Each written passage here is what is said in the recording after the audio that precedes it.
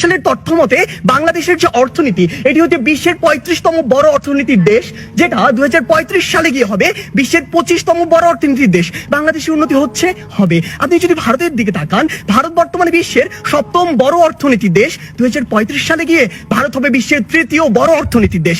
ভারত আপনার দিকে তাকিয়ে বসে রয়েছে না, দক্ষিণ এশিয়ার অন্যান্য দেশ বসে থাকছে না, পৃথিবীর অন্যান্য দেশগুলো বসে থাকছে না।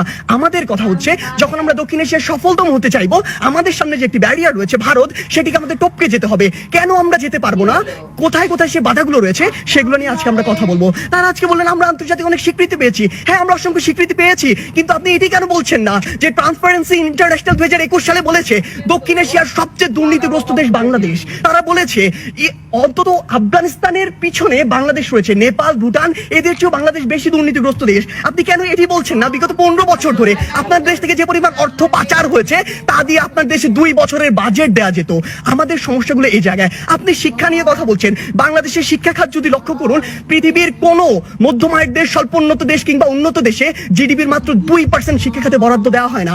বাংলাদেশে মাত্র 2% দেওয়া হয়। শুনে অবাক হবেন, এই 2%-এর অধিকাংশই চলে যায় আমাদের ওই শিক্ষক, কর্মকর্তা, কর্মচারীদের বেতন দিতে। আপনি যদি লক্ষ্য করুন যে আজকে কেন ভারত আপনার চেয়ে এগিয়ে থাকবে, আজকে এই পজিশন দাঁড়িয়ে পৃথিবীর যত মাল্টিন্যাশনাল কোম্পানি রয়েছে তাদের যদি একটি তালিকা করেন, সেরা 10টির অন্তত 9টি পাবেন যেখানে ভারতের যারা রয়েছে তারা সিইও, কিন্তু বাংলাদেশের একটিও পাননি, আগামী 10 বছরও পাবেন না। এই ক্ষেত্রে গুরুত্বপূর্ণ কিছু কথা রয়েছে যেগুলো আপনারা উপেক্ষা করে যাচ্ছেন।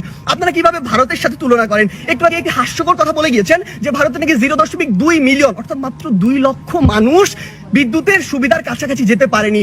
আপনি একবার চিন্তা করেছেন ভারতের জনসংখ্যা কত?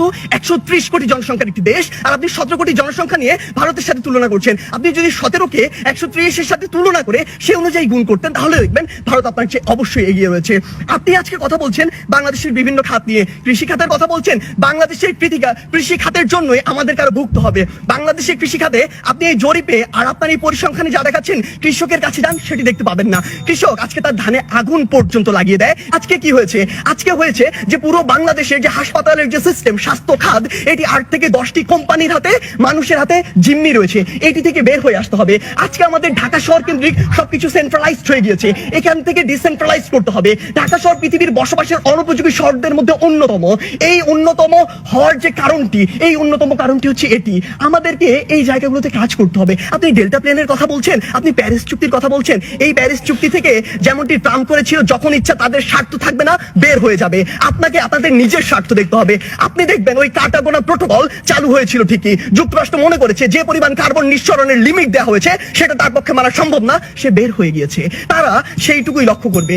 তাই মাননীয় বিচারক মন্ডলী, আমরা বিশ্বাস করি বাংলাদেশ অবশ্যই সফলতম একদিন রাষ্ট্র হবে, সেটি আমরা স্বপ্ন দেখি, কিন্তু 21 শতাব্দীর মধ্যে এটি সম্ভব নয়। যখন আমাদের সামনে ভারত রয়েছে, সম্ভব হবে যদি আমরা যে সীমাবদ্ধ ক্ষেত্রগুলো দেখিয়েছি সেগুলোতে কাজ করতে পারি। আমরা প্রত্যাশা করি কোনো একদিন আমাদের প্রজন্ম বাংলাদেশকে সফলতম রাষ্ট্র হিসেবে দেখবে। ধন্যবাদ।